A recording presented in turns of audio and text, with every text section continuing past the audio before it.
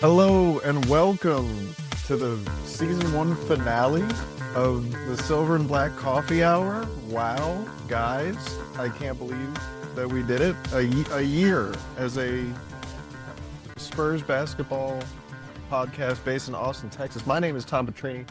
I'm here with my friends Aaron Blackerby and Zach Montana. Aaron, how are you, buddy? Be great.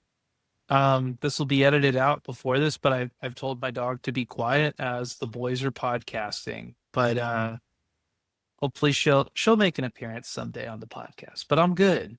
Zach, how are you doing? Great.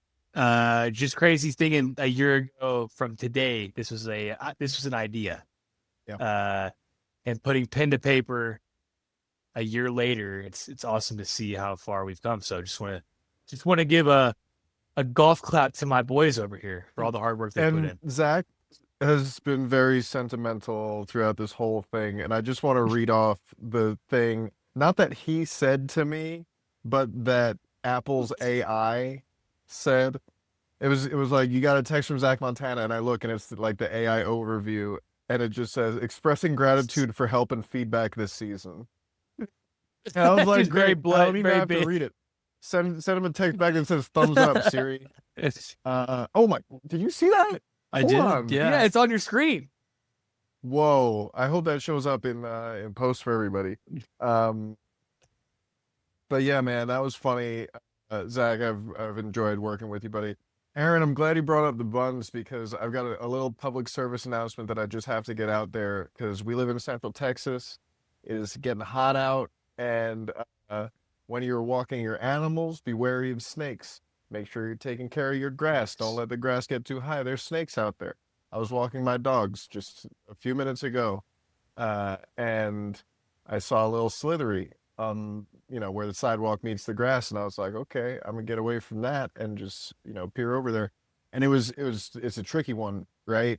Because it's the yellow, black, and red. Yellow. But it depends, right? It's red touches yellow, kill a fellow, I think is the thing. I wasn't sure in the moment, but I see the snake and I'm like, Yes. I'm gonna get away from this snake. And there's a young man walking toward me, uh, and maybe late teens, and I'm like, hey man, just heads up, there's a snake over here. He's like, oh yeah? I'm like, yeah, it like might be venomous, so like just be, careful. Check it out though. He's like, okay. And he comes over. Why did this young man try to pick this fucking coral snake up?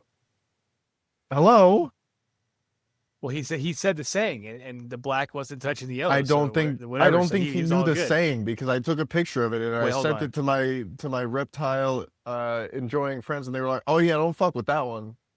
That Dude. was Oh, so it was a real one. dangerous. It was a real one. If It was a real one. I just don't mess with snakes, period. Yeah. Any type of snake, like get the fuck away from me. Like I can't. Why Leonard? Rattlesnake. A guy Any came into type of snake. the guy came into the shop the other day, had a little boa constrictor around his arm. That's cool. That won't hurt me.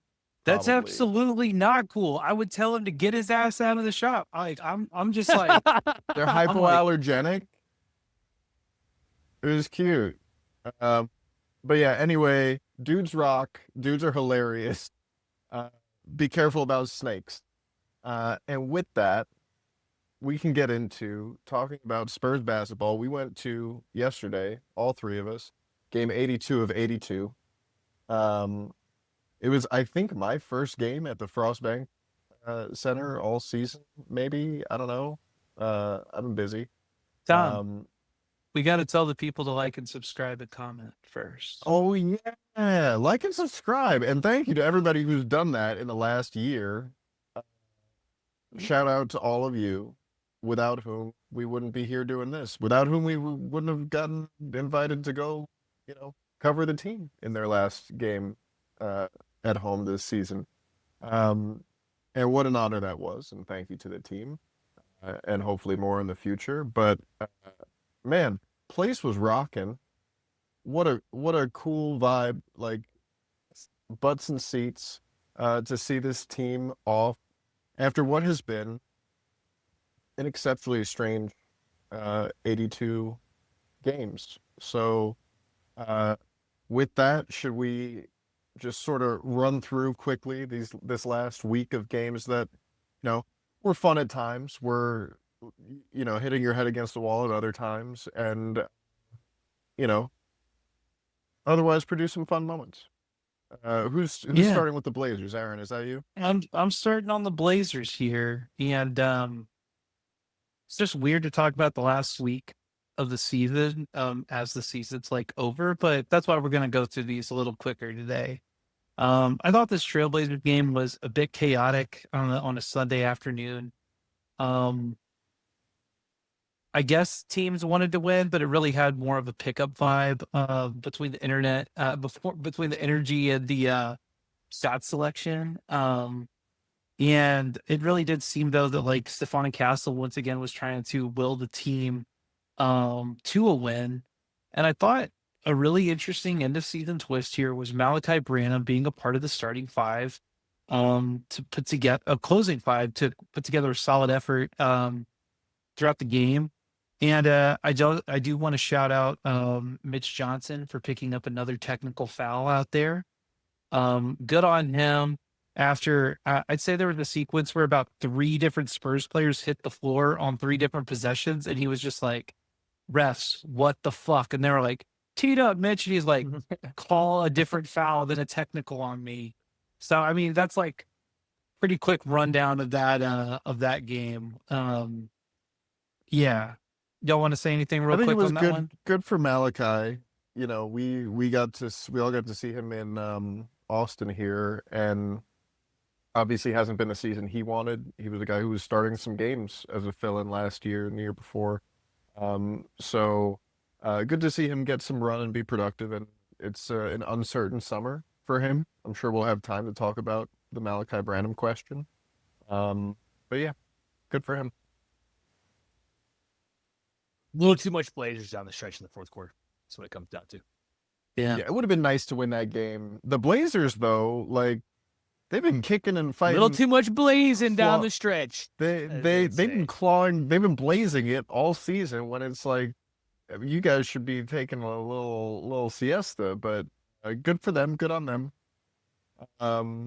And yeah, man, another hard fought, refuse to die uh, effort by the Spurs the next game against the Clippers. But it was too much Blazers in that game.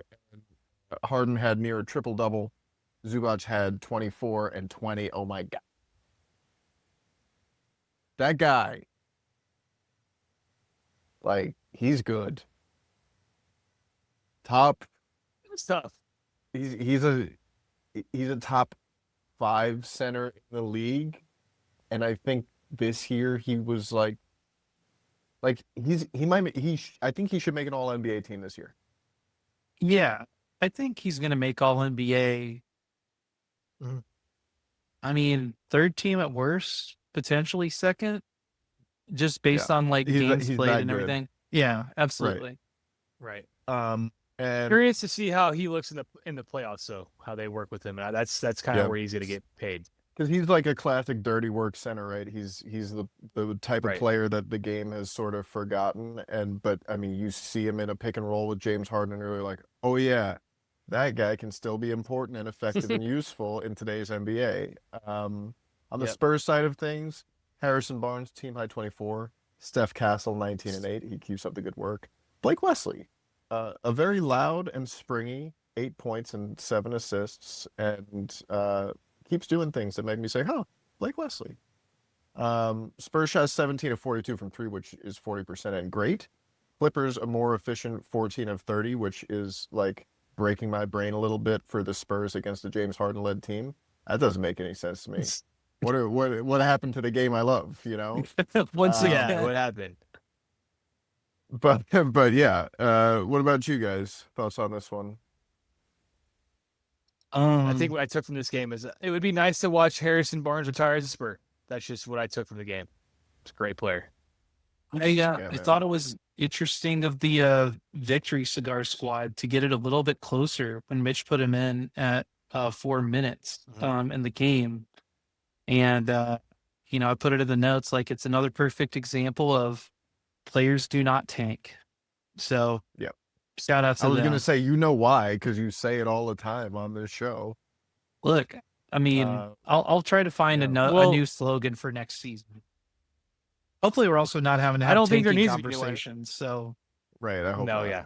yeah, Well, speaking of players don't tank, teams tank. We have another season of the Spurs ruining a team's playoff spot and putting them in a play-in or a shittier situation with the Warriors game, which I honestly think might have been one of the top 5 games of the season, maybe top 3. It was a fantastic basketball game. Spurs started slow, got going in the second quarter, fell back in the third. Then it had one of those weird feeling games where like I think they're gonna come back, and I just don't know why, but it just felt like the Spurs were always in it, even when they were down 12, 13. And I want to give a little shout out to Steph Castle in the fourth quarter. I think he was a big reason why the wheels started turning in the right direction. He had 9 points, 4 assists, 2 steals in the fourth, and he was guarding Steph Curry the whole time. He was fantastic. He looked like a grown man on multiple occasions with the passes he made, the reads he made,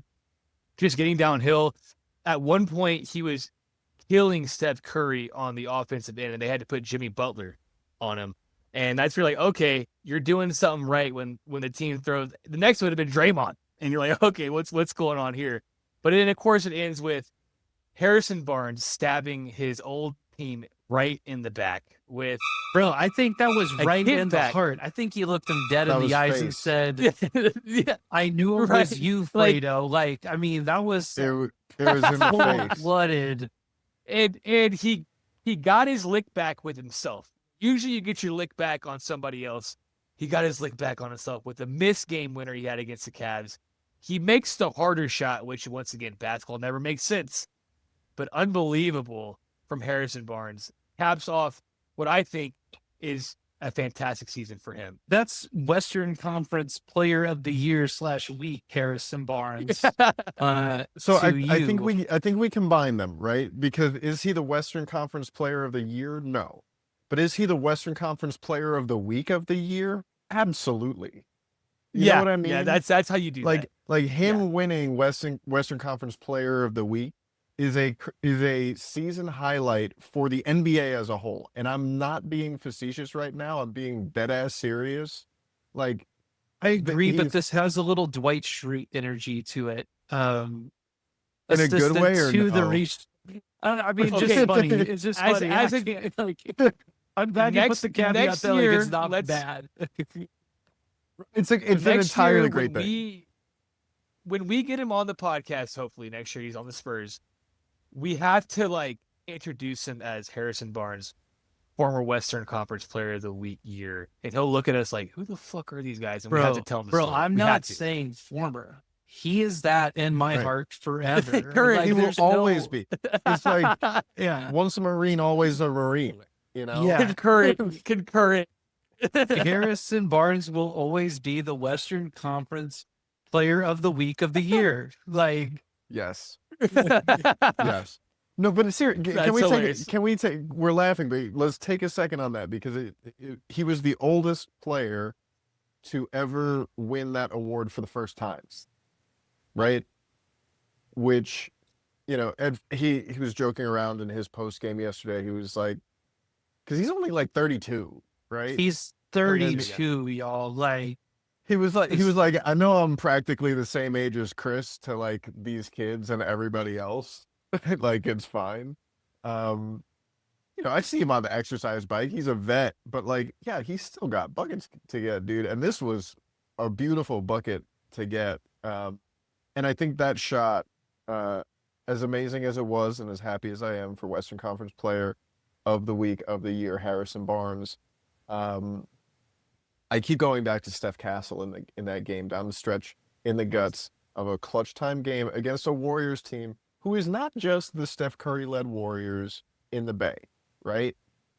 They're red hot since they got Jimmy Butler, and they are desperately, desperately, desperately fighting at this point for playoff positioning. They need to win. They need to win this game. and they say, okay, Steph, you got Steph, do something. And he's face guarding him. He's taking off pass. The Spurs read the scouting report. Steph Curry, don't let that guy shoot it. Don't let that guy catch it anywhere near the 3-point arc, right? And and down the stretch of the game, you saw the Warriors were trying to force feed that, and the Spurs had it sniffed out. And Steph Castle was the head of that snake. And Well, then you put the ball in his hands. one thing on that, Tom, Steph Castle either assisted or scored on 19 of the Spurs' 38 points in the fourth quarter, And and And put Draymond Green control. to sleep. yeah, Eh, control, poise, and that play at the end of the game. There's like 20. There's 30 seconds left on the shot on the game clock, right? And he's dribbling, isolation, getting to his spot, shaking, and making everybody look at him while Keldon cuts underneath the basket for an open layup, and then it's a perfect pass, right? So, hugely impressive game from Steph Castle in this one, while doing it on both ends of the floor. It's like, yes, like this, like I, in that situation against that team, it's like, oh my God, yes. Well, I'll jump to the Phoenix game very briefly, Ooh. and I'll just say on this one, I feel like maybe someone made a call down to Mitch Johnson at half and was like, hey, we're going to treat the second half of this game like we would an amusement park at Fiesta, Texas, where there's typically on these roller coasters like a height requirement. The second half of this game was an experience requirement. So the Spurs basically said, hey, if you've played for 5 years and under, you get to play. And so Chris Paul and Harrison Barnes were sat immediately down, did not see the game. And, we lost. Like Devin Booker did some Devin Booker stuff. There was a slight controversy at the end of the game because Bol didn't play. Look, Phoenix, that's your problem to deal with. I don't really have much else to say on this game. Friend of the show, Harrison Ingram. Yep. David Duke Jr., who we got to see up here in Austin. Fun, exciting hooper. Like that dude's a hooper, and I have really enjoyed Harrison Ingram this year. But I mean, I guess the only thing else to say on the Suns is Mike Budenholzer.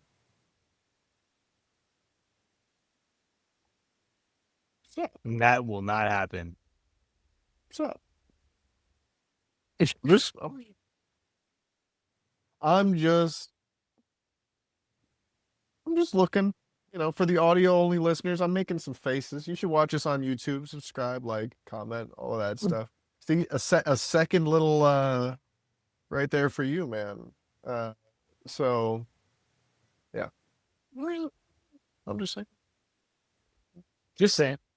That was a game you want to forget about. It didn't even happen. I think the Spurs played 81 games this season. So we got one more. We got word is it, yeah. They actually did Spurs have played one 81 games. more, and I mean it was the Raptors game, which we were at yesterday, and what a fun game! Like, man, That was awesome. shout out to the Spurs. Shout out to Spurs fans. The Spurs, who went down 20 at halftime, 22-point deficit was the highest it got, but you're down 20 at halftime. Sunday afternoon, game 82 of 82. You're not going to the playoffs.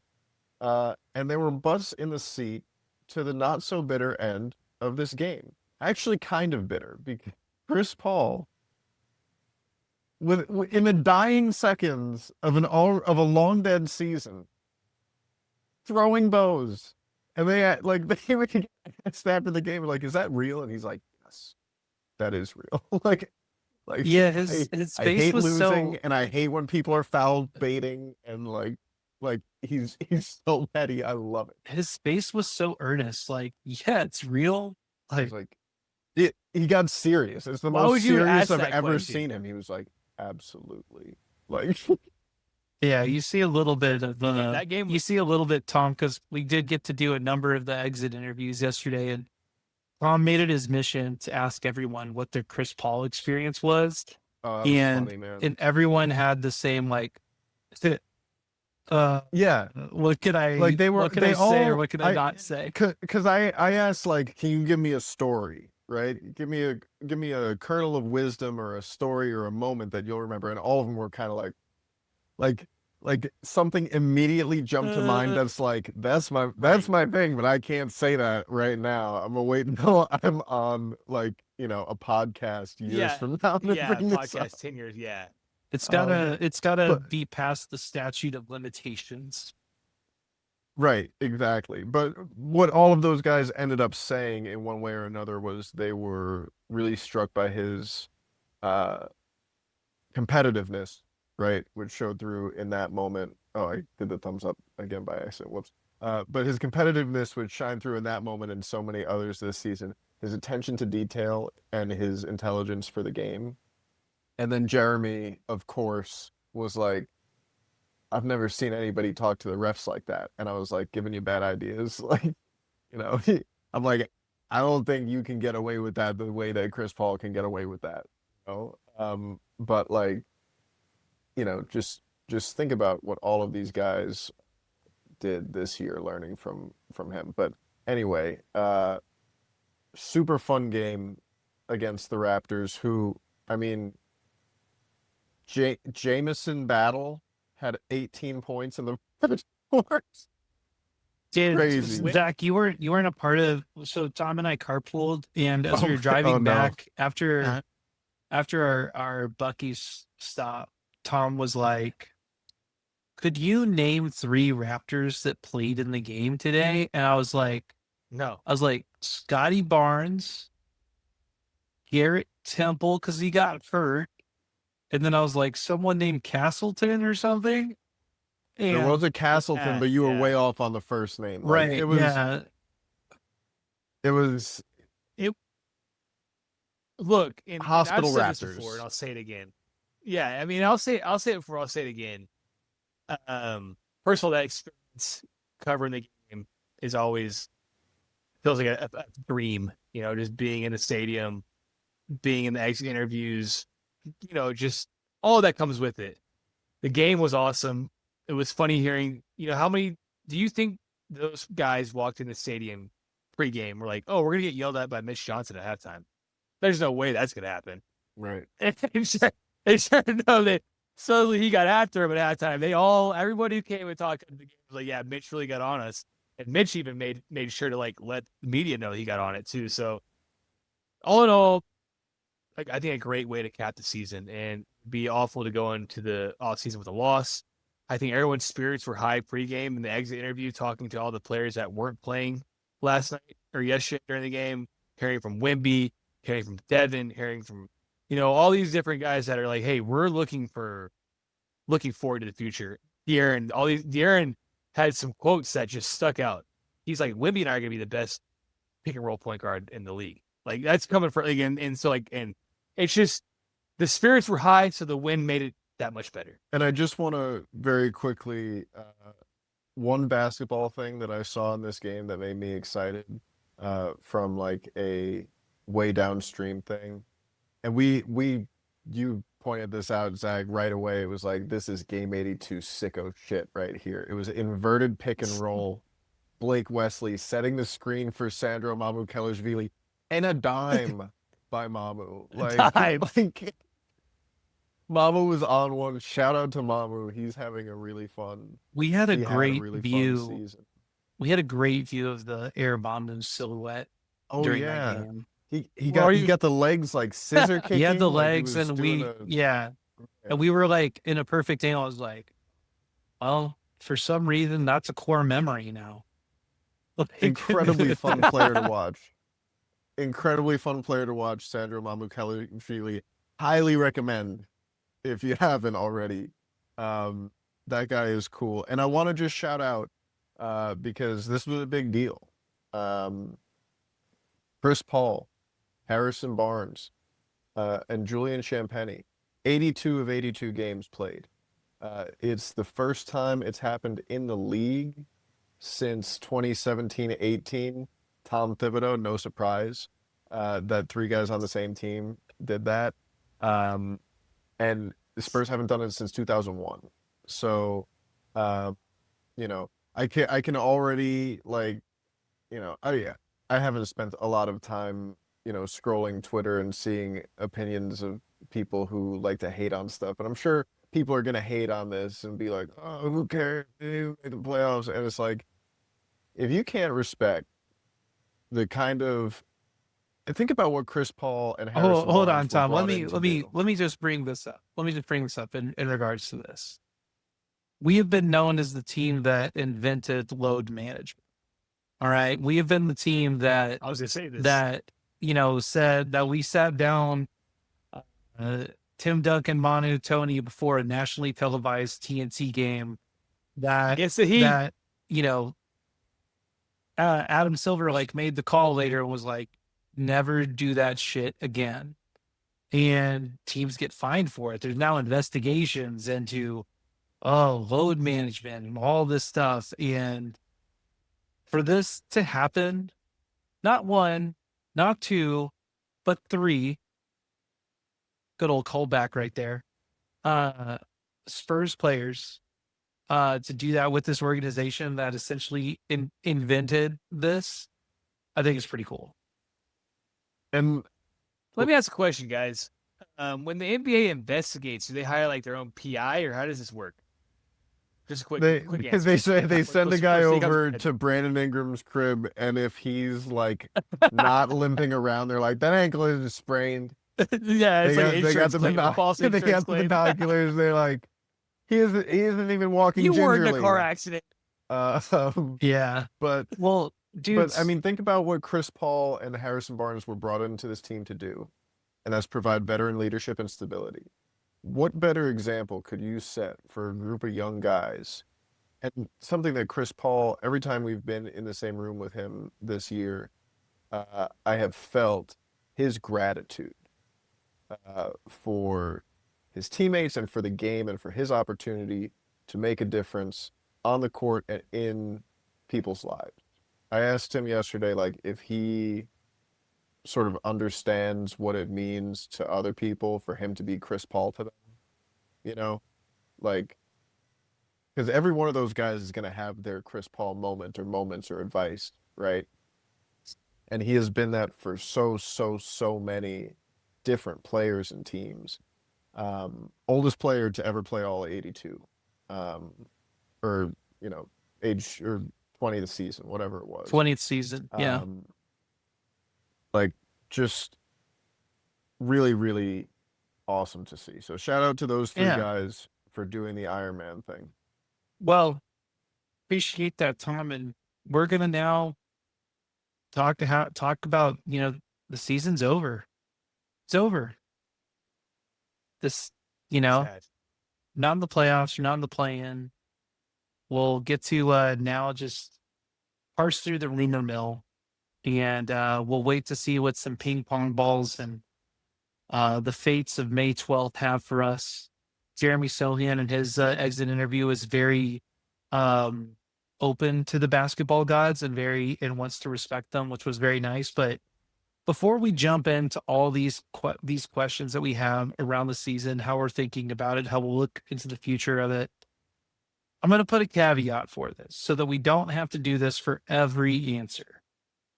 All right? And fellas, help me out here if I'm missing something. When we talk about the season that the Spurs have gone through, we're talking about Coach Pop. We're talking about Chris Paul coming in. We're talking about Harrison Barnes. That's essentially two starters that were replaced into the front.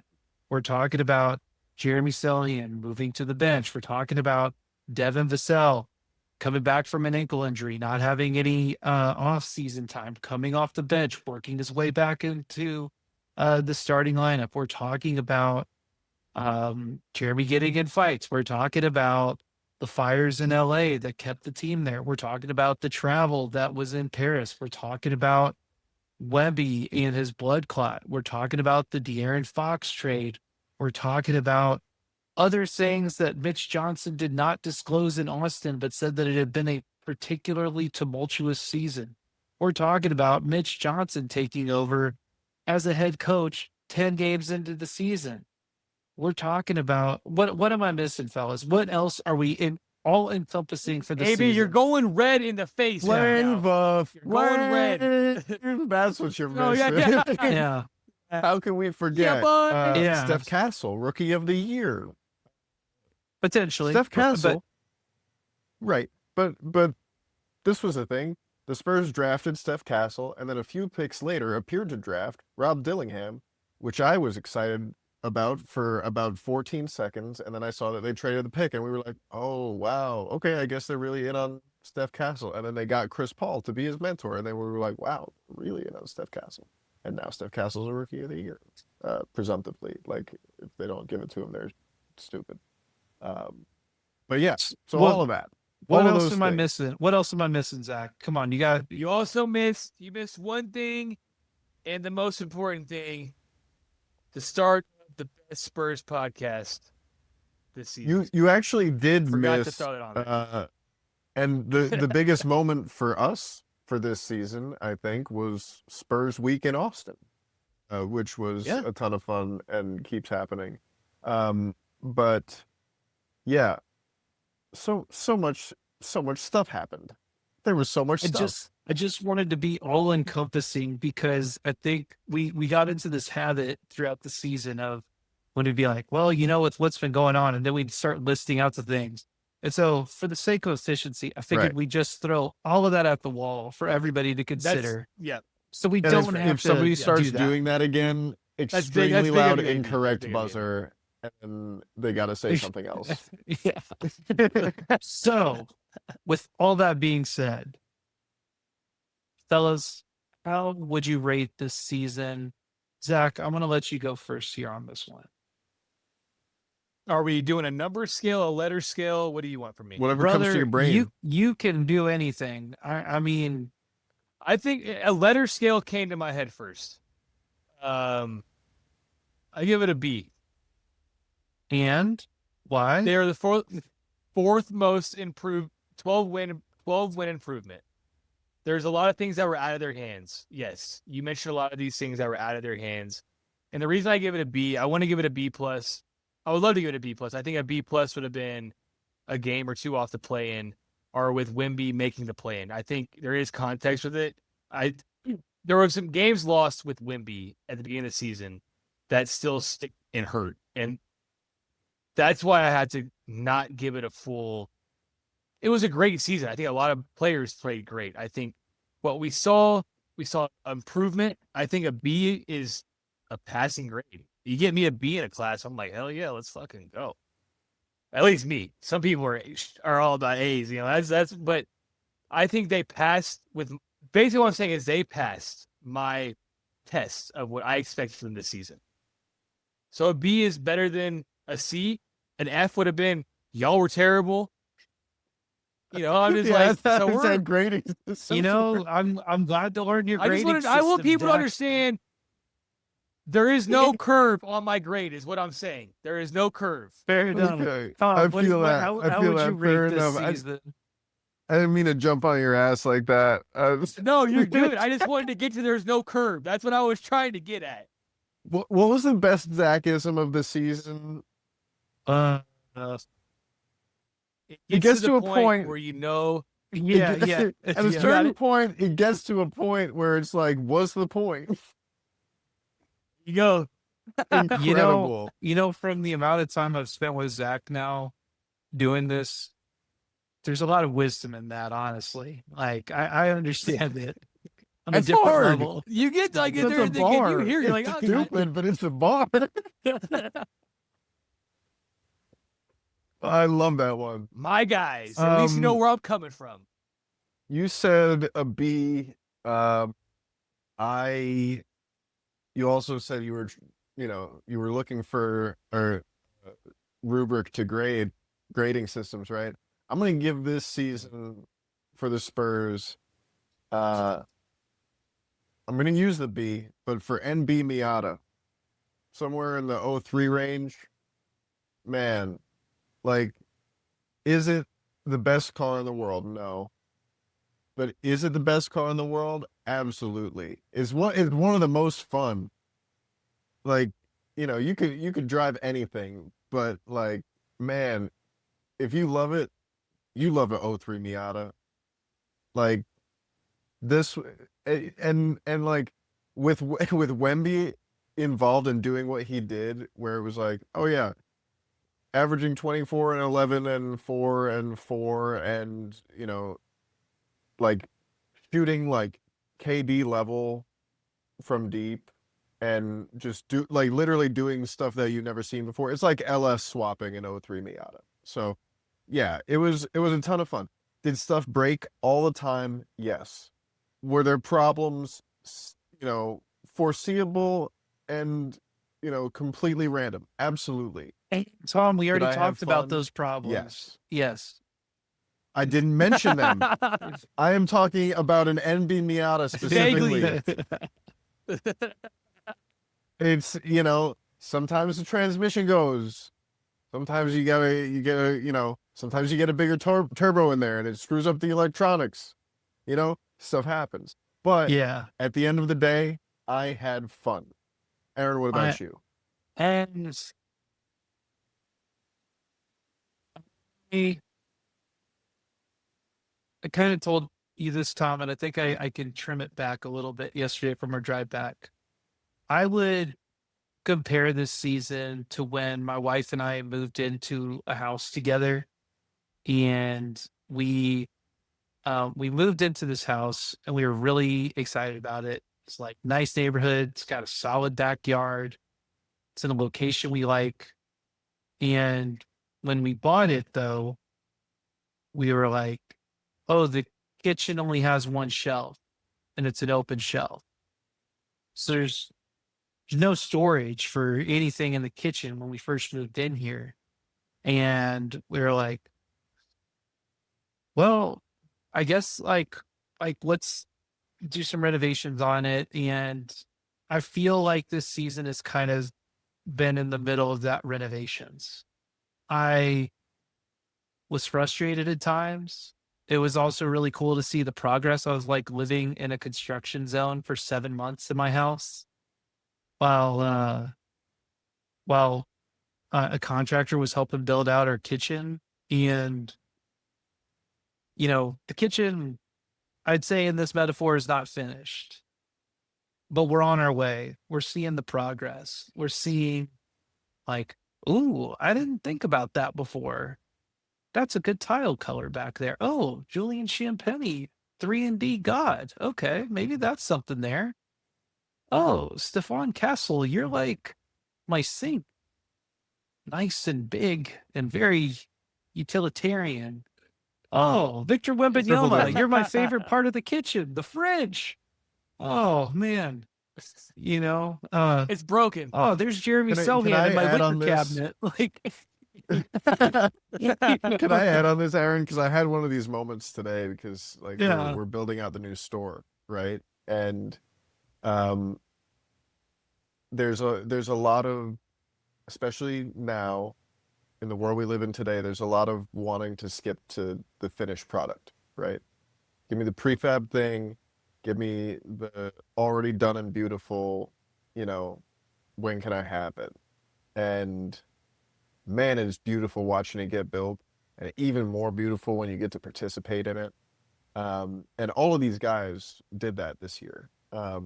And like you could see by the end of the year the progress that the whole team had made, even with stuff that happened. yeah. So, and I guess I did it. I I've did been it. listening to this whole thing. Oh, I guess I did it with this. I was playing pickup with my usual crew this afternoon, and like I asked one of the guys I was playing with. I was like, "Hey man, like who's your team again?" And he was like, "The Chicago Bulls."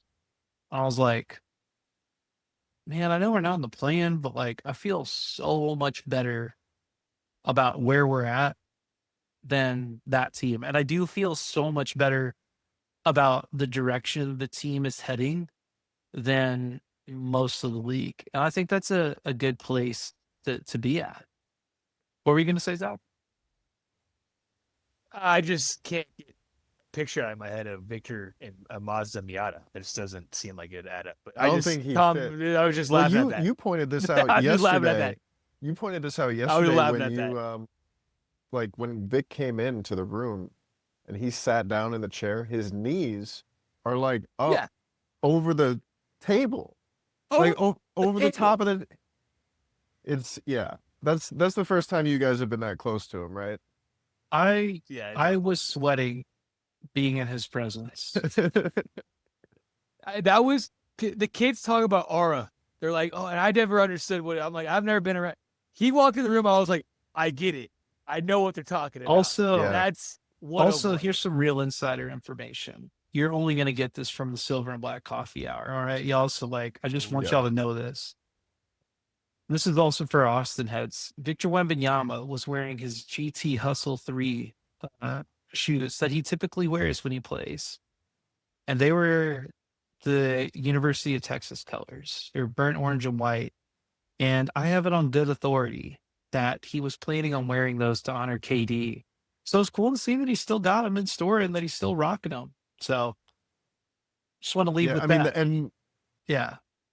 So next question I have just for us. Interim coach Mitch Johnson. How do you guys think he did this season?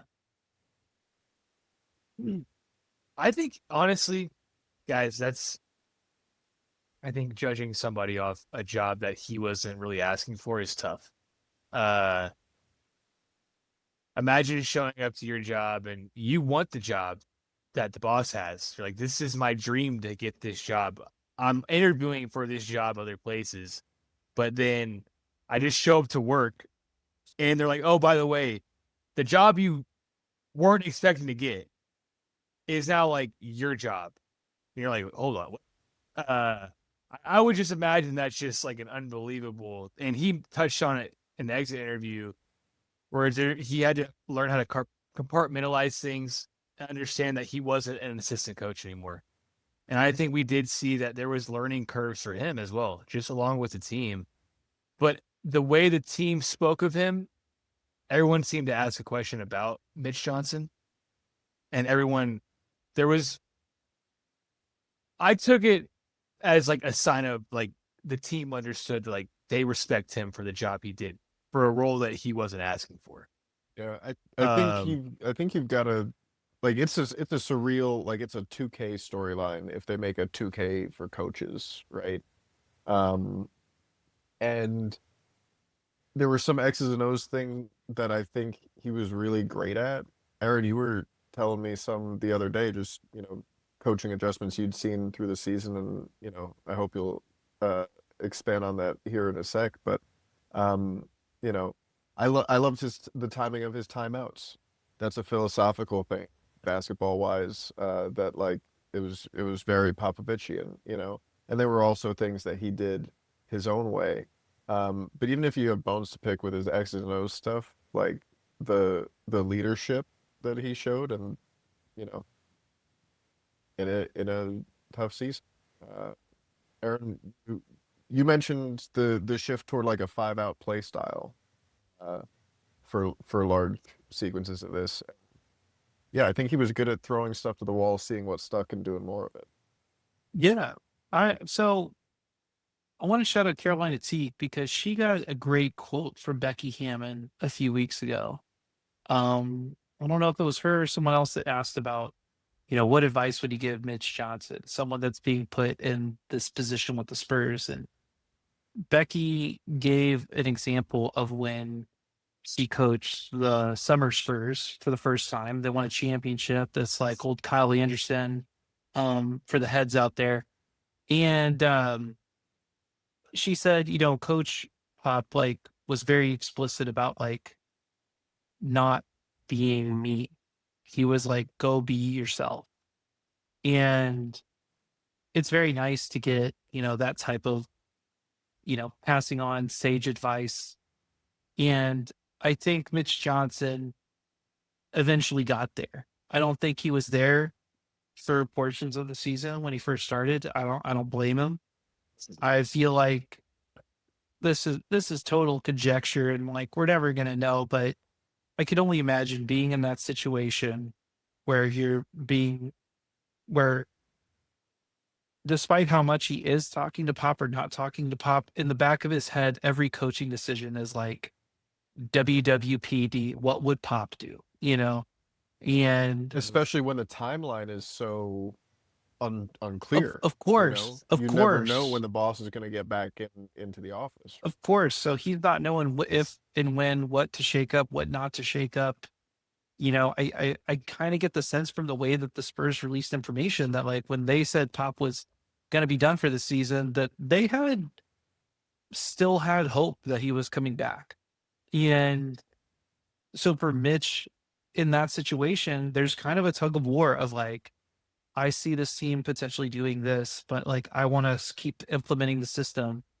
So I think once it was kind of official that Pop was done, that's really when I saw um I would say more on the offensive side. There is some interesting defensive things that he did, but on the offensive side, the team really went, you know, I know we just talked about the inverted pick and roll with Mamu and Blake Wesley, but the team went away from pick and rolls a lot. They went into more of a 5-out type of offensive system.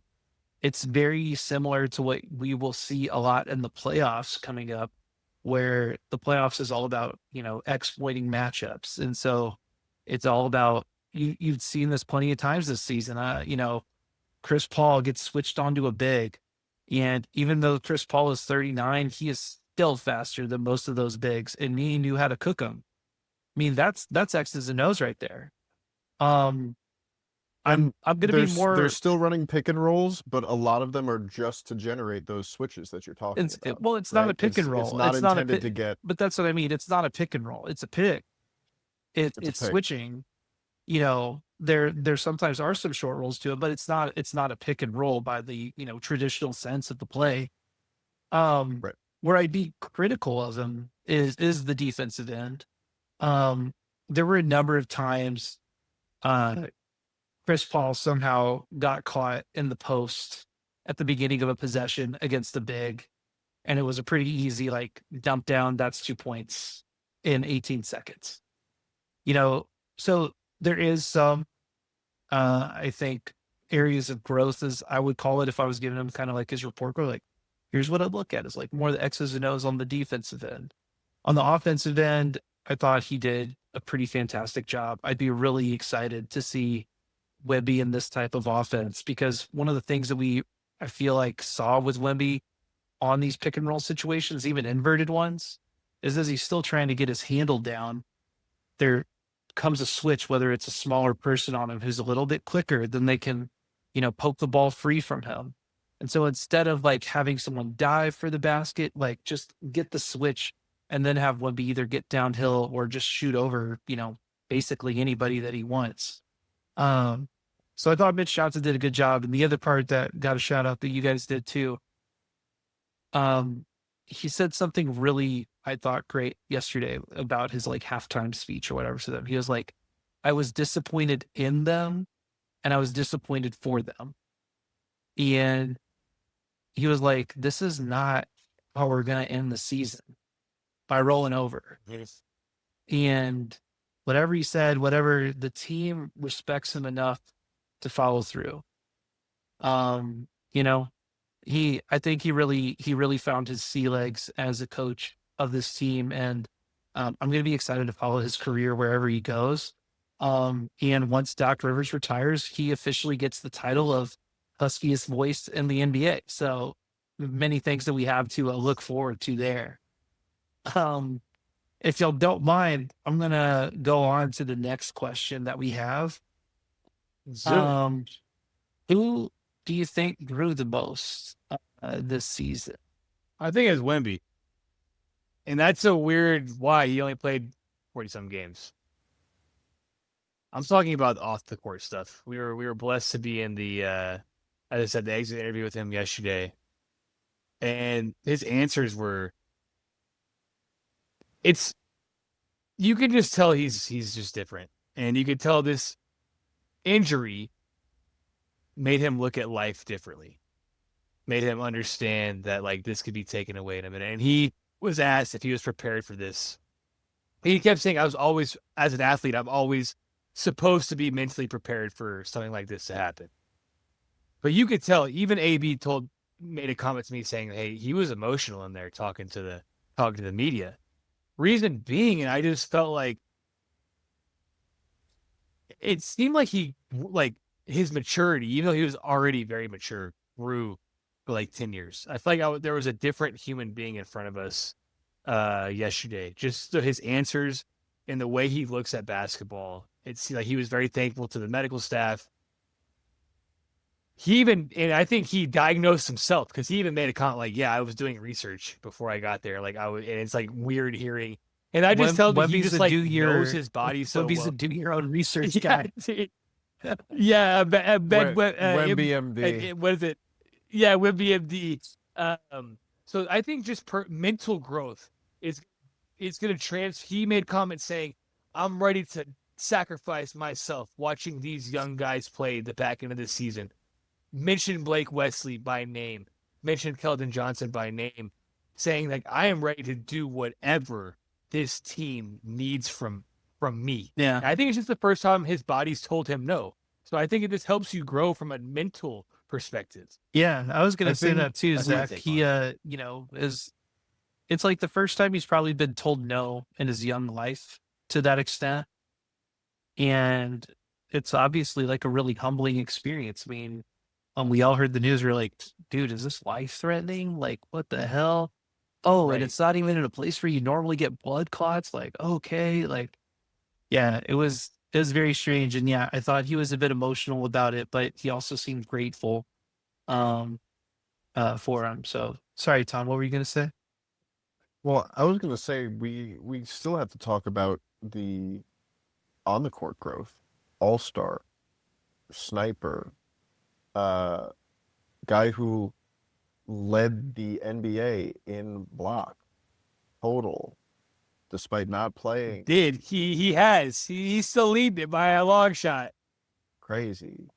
Like the weirdness of his deep vein thrombosis, and like just the whole situation, I think threatens to overshadow the on the court growth, which like it's not just we have a Wemby, we have a Wemby and he's like, you know, he's doing stuff that nobody's ever seen before. And he's already on that trajectory. And they went and got De'Aaron Fox, the all-star pair. And, you know, man, De'Aaron Fox goes down, but you get to watch all these other guys, right?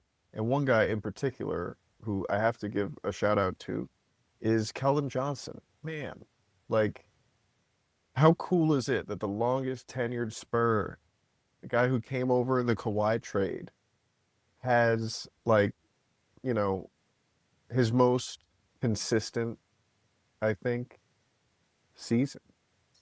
It really put it together toward the end.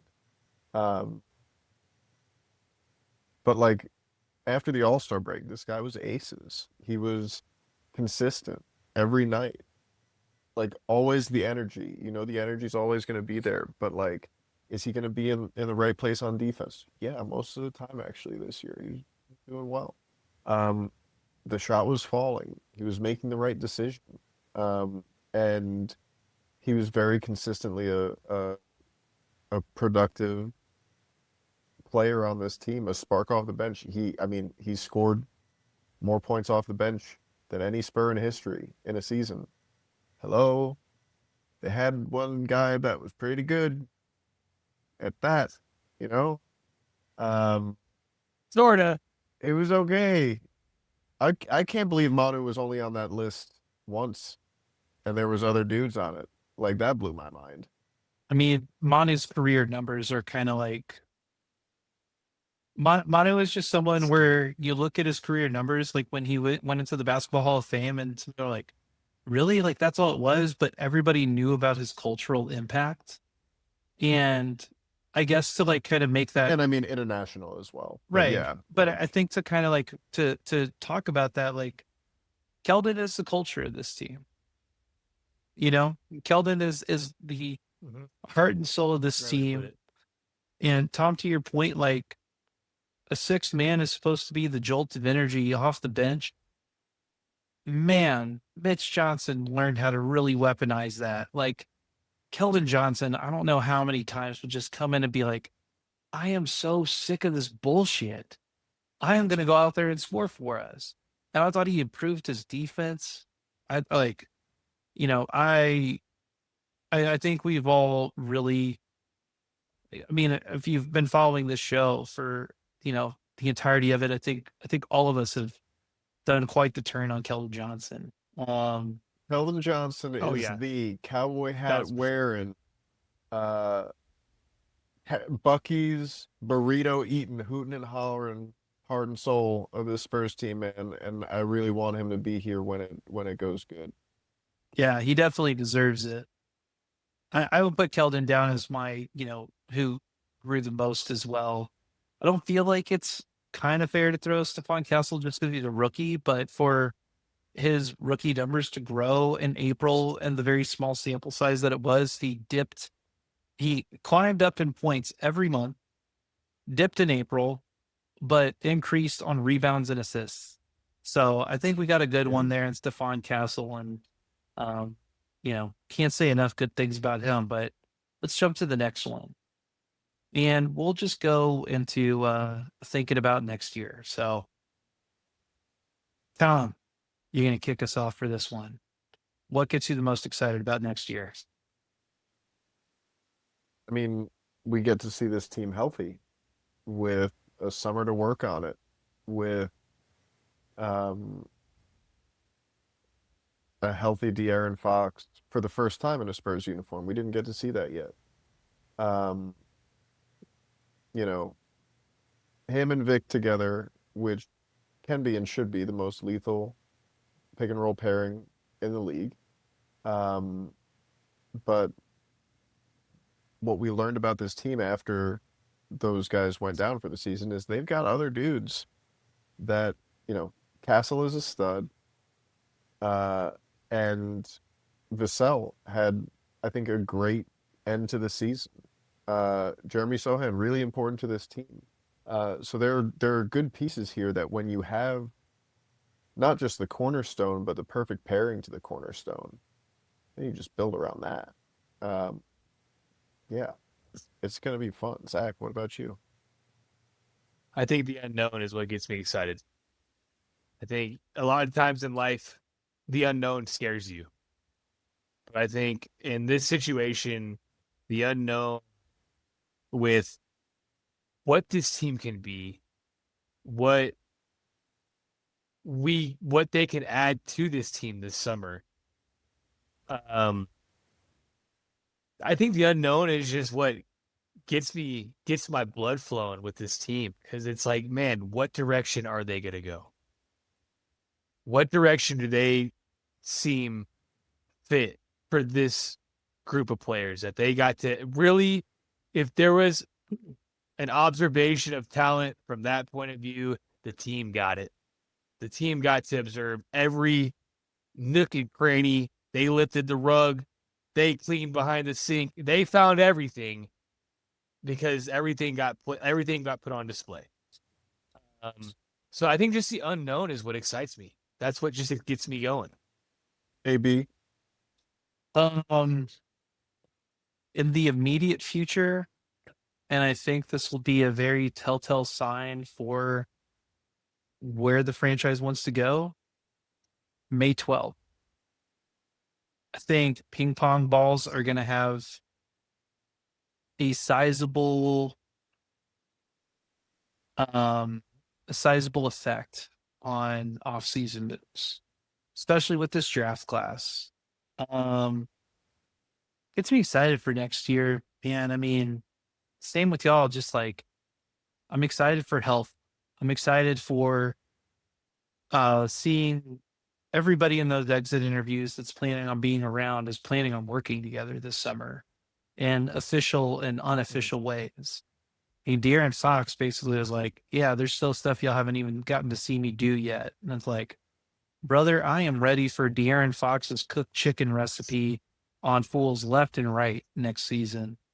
I'm ready for Wemby to take the league by storm. I think he's, like I said, he's been a little humbled in this moment. And so it seems like he's like, everybody's been like, he's going to be good to go. I'm excited for Jeremy Sochan Eurobasket and his extension on the horizon. And yeah, like I would say those are the things I'm pretty excited about next year. I'm glad you brought up the ping pong balls because I hadn't thought about them once, if I'm being honest, in the last like I don't think about that stuff until it's time to think about it, honestly. Dami, There's no- guess what? It's time now. Right. You're right. And that's the thing, like in your getting your kitchen done, imagine not only do you get the kitchen done, you get married, everybody gets promoted. Incredibly prosperous times for the Blackerby family. And then you got 2 lottery tickets and you win the lottery again.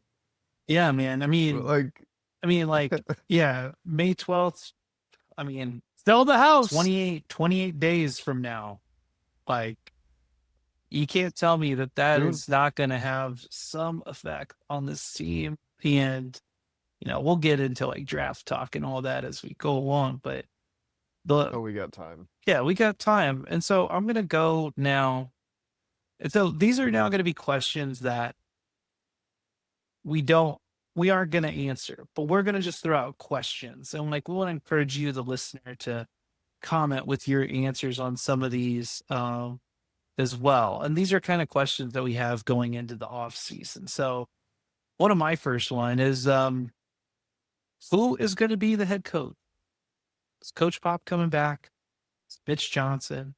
Is Mike Malone coming? Is Taylor Jenkins? Is Noah LaRose? Scott King? I mean, what's he going to do? Austin Spurs coach, is he going to be on the bench? I'm genuinely fascinated by who is going to be the coach of this team. That's kind of another thing that like probably need to figure out, honestly, before the ping pong balls are sorted, I would say. What other questions do you guys got? I want to know how aggressive the front office is going to be, but I think it's going to be for the rest of the league, like playing poker with a guy who has more chips than everybody and knows it. Very boring and a losing proposition, because that guy doesn't need to go all in, right? But Question yeah. to that real quick. And just this is kind of like about giving Please. kind of like a marker. Do you guys think the front office was aggressive this last year? And this is including back to draft. I think they were appropriately aggressive. I think I think they didn't overplay their hand, right? Yeah. They just kept stacking chips and stacking chips. And then one day they had so many chips and it's like, we can get De'Aaron Fox for how many chips? Oh yeah. Well, even to that, I think it's a pretty aggressive move to replace 2 starters Yeah. in your starting lineup. I mean, That's with Chris Paul and Harrison Barnes, that's not like, I know people are kind of like, well, they're on the back end of their careers and all, like I get that, but also you are still, out of a starting 5, you were replacing 2/5 of them. Like that's significant. Those are not moves that you make unless you're trying to make the playoffs that year, right? Yeah. Like straight up, this front office is in win now, win it all in the very near future mode. Yeah. What do you think, like, Zach? Very obviously. about this situation or question? Oh, just like, did you think the front office was aggressive this last season? Absolutely. I think anything is more aggressive than what the Spurs are normally in Yeah. the season. So, I mean, So it's like you're not judging on too much here. So I think when a midseason trade happens with De'Aaron Fox, you see our instant reaction. You go back and look at the podcast we posted. That was a fun one. I mean, we were ecstatic, and we were electric. That was probably my favorite night of the season because of just like what it brought for the short term and long term. And we touched on it then. So yes, they were absolutely aggressive, absolutely. And I think my next question to go with that, if we're asking questions on top of questions on top of questions, where does the Spurs are eighth overall to eighth best odds to get their one pick? Where do you see the ping pong ball falling? How do you think that plays into the season? Where do you think we go? If it's how that goes into the aggression, like if it's top 5, do you just like, oh man, if it's 8, if it stays at 8, do you package it with something? Do you there's just picture a lot this Spurs team bringing 2 first-round lottery picks onto this team? I Nope. don't. I don't. Nope. Definitely So not. what now then? What then now? Good question. You know, I think the Spurs have honored the basketball gods. And so Please, basketball gods, we like- don't ask for much. Please Guys, let us this win is the like- lottery again. we're just asking these starting questions. we're just asking like Cooper Flag seemed to really like San Antonio. Oh man, he looks happy here. Yeah. He looks. Why would you take that away from him? No, ring we it need for to call us again, this. please. We need to call. is what the We need to Spurs call are this saying. segment the ADHD segment. This is how ADHD conversations work. Because questions on top of more No, I questions. mean, on I top of told you, more I told you, this questions. wasn't really about like answering these. It's just Right, about no. like these, like what we have going in next year. Like, I got a question we can't possibly answer. Are any other Spurs now friends with Flava Flav, in addition to Sandro Mamukelashvili? You know, yeah, if so, does have Flava Flav and Wemby met? Like, what's the deal? Did they go out together? Do they hang? will we see more Flava Flav next year at games? Will we see more Flava Flav? Will Selena Gomez come to Sandro another doesn't game? come back, is it beef? Is Yeah. there a Flava Flav curse we have to be wary about? Yeah. Will Selena Gomez and Betty Blanco that's come? only- We need to know. She's been a part of Please. the Spurs Oh. gift family for years. You know? Absolutely, yeah. One of the only famous Well- people to ever put on a Spurs jersey, apparently. And Shout out to Ava Rihanna, Longoria. though. Yeah. We got And LeBron James had the old Mm. jersey on one time. some. And KD. And KD. Oh man, let's Does not KD go. come? No. Oh, look what you did. Sorry, Oh, sorry. I man. didn't You mean did it. so I didn't well, mean it. I Tom. didn't mean it. It was cool. It was cool to see you, KD, when you were here. It's like he's like pissing baby off at work right there. Don't do it. I mean, just Don't do it. I mean that is out of interesting. his What way. free agents are we gonna sign? I think we have a segment coming up in future off-season episodes called "Name Some Guys," where we're gonna name some guys. So just be on the lookout for that one. Yeah. Well, of these questions, what would you say is your highest priority one? Head coach. The coaching. I think Yeah, it was going to be the I'd say coaching. coach too. What? Yeah. And you're right. I don't think it has to be by the ping pong ball is dropping. I think it has to be by what you do with that ping pong ball. I mean, it's got to be. I think it has to be settled for draft evaluations for sure. No, and you're 100% right. And the good thing is that I guess that's why there's different departments for different things. The head coach isn't reliant just on that specific thing. But I do agree, and I think it has to be pretty. Hey, speaking That's- of different I think- departments, real quick, I got to shout out the Spurs analytics department yesterday. Holy shit. Yeah, pull out the book. Man, that game log that they gave us the box score, they gave us deep analytics. Thank you, Pull out the Tom. book. Thank you for pulling this out. It's got like every box score I was of just every like, game. wow. It reminds me of the basketball book I read in 3rd grade that was just basketball statistics. And that's what I read. And I got like a Scholastic Book Fair credit or something from that. Yeah. AB, don't say what you actually said about that book and what it entails. What? You were questioning how could things be so unknowledgeable if you had this at your disposal. Oh, man. Yeah, man. Well, I guess it wasn't me sharing that information. It was you just now. So I'm reading Jedi up on mind tricks. Jameson Nah, Battle right now. What are you talking about? Well, fellas, just judging by the looniness of this, I think it's about time to wrap up this episode. But before we go, I want all of my kings here to cook a little bit. Um, and I'll just kick us off real quick.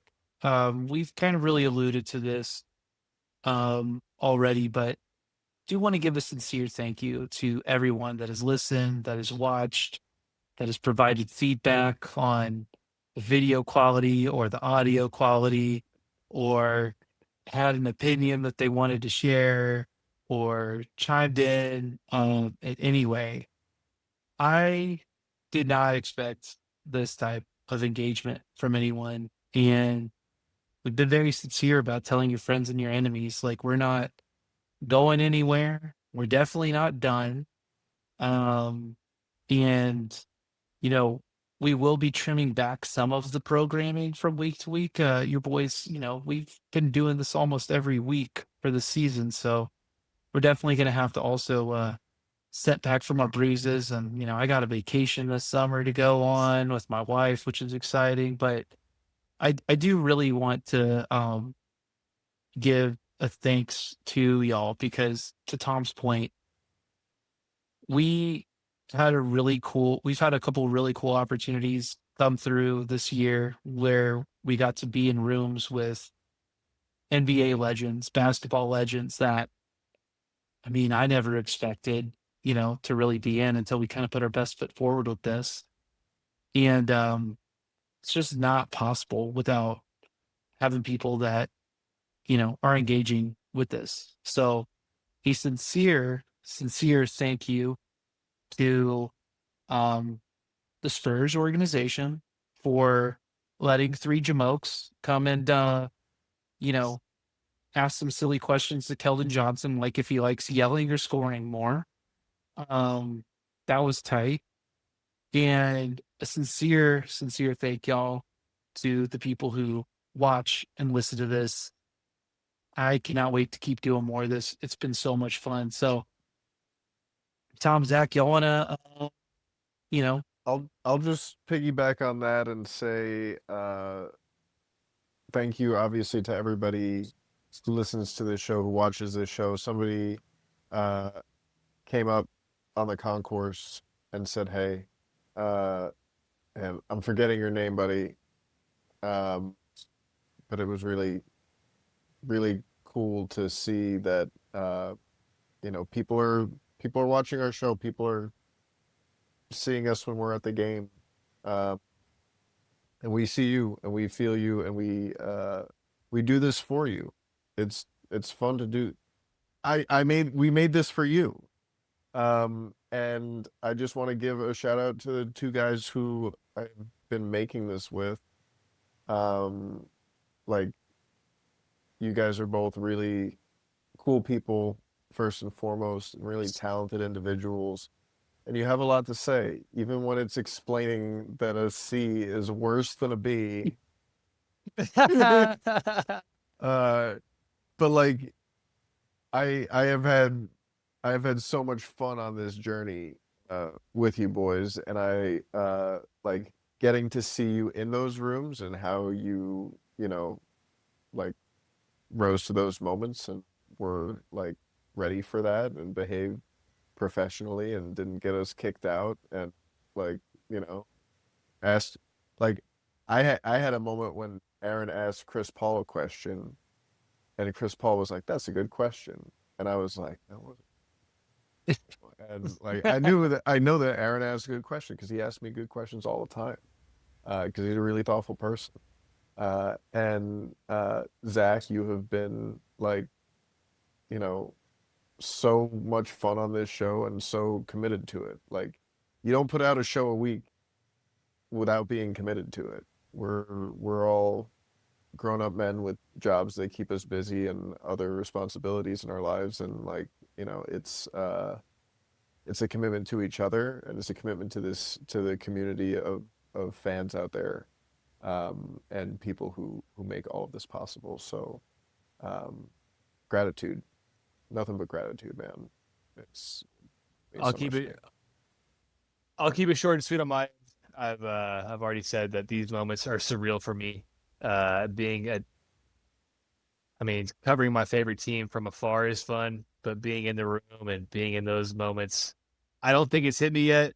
I think in 30 years, when I'm sitting on my porch and whatever comes to this long term, I can look back at those moments and, as AB said, shared rooms with guys I should probably not be in the room with. You know, I should probably not be in the room with Kevin Durant, but and Chris Paul and Victor Wembanyama, and just hearing these guys and Mike Finger seeing- and Tom Orsborn And and Jeff Garcia and Matthew Matt Tynan, Tynan, yeah. right. It's so much. Carolina I think I'm Teague, just all of the blessed and friends of the show. I mean, but like, man, you do belong in those rooms. I want to just tell you that, both of you, and you showed that this year, and that was really gratifying. I just feel blessed and thankful, and I appreciate that, Tom. I texted both y'all individually. Those are personal texts from me to y'all. Just my gratitude that stays between you and I. And even though the Tom will post computer. the AI version. And so I'm just super thankful for everyone who supported, all my friends that watched it, all y'all's friends who watched it. They And don't need to enemies. spend an hour of their day listening to us. And it's awesome. And I just want to say I appreciate y'all. And I love our fans. I love our haters. And we're not going anywhere. Tom, you're throwing hearts up on the screen again. You got everything going on over there. Oh, this is I love it. cool. I love y'all. Y'all are my guys. Y'all are my guys. And y'all show me a new side of me that I didn't think I had. So I appreciate Oh y'all. yeah. Well, I love y'all too, man. And with that, we're gonna have our podcast retreat here in a couple days, you know. Go out to the woods, you know, ask some big questions of ourselves and of the universe and of the Spurs nation and how we can better serve them in the off season. But The moss we- under the tree. yeah, we will be back. We're not going anywhere. We're just not going to be as frequent, you know. And in the meantime, tell your friends, tell your enemies, tell that person that you've like been putting off on telling us for. We have a great back catalog that will make next to no sense for someone that's been following the NBA all season. But if you want to Stuff that chronicle, will make sense though is all of the exit interviews. Thank you for getting all of those up, Aaron. Yeah, AB Aaron was killed it. You cranking killed it. all yesterday to get those up. Tough to hear some of the questions, but that's just how press scrum audio is always. But yeah, Yeah, I got a DM saying we need more mics. I'm we like, can't I got we you. can't get a Hey. mic to every reporter out there. guess Yeah, like hold this. Guess please. what? Guess what? We're going in the off season. All right. We got things we obviously know we got to work on. I'm always like texting Tom and Zach, like, yo, we got to get this shit now. We got to do this. We got to do this. We're looking at studio space still. We're trying to figure some things out. Look, this thing, Spurs fans, it's a process. And what I would be remiss to tell y'all is be process and intention oriented. Expand your goals. That way, when you reach those goals, it's not so niche, but it's more fulfilling. So with that, y'all, peace. Oh, that's great. We'll see y'all later. Does it do that emoji too? Hold on. No, I guess not. No, Yeah, you I don't don't got think that. so. Hearts then. All right. Later, y'all. Let